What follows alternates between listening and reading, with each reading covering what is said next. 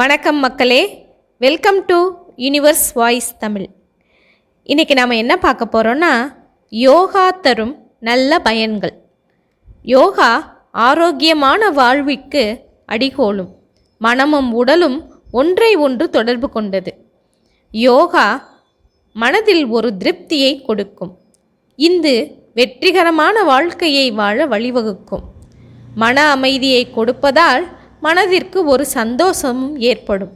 மேலும் மனதை ஒருவழிப்படுத்தவும் ஒரு தெளிவை உண்டாக்கவும் யோகா பயன்படுகின்றது.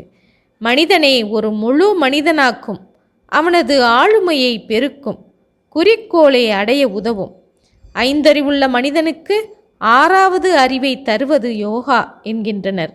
தன்னை பற்றி தான் அறிய அது தூண்டுகோலாக இருக்கின்றது.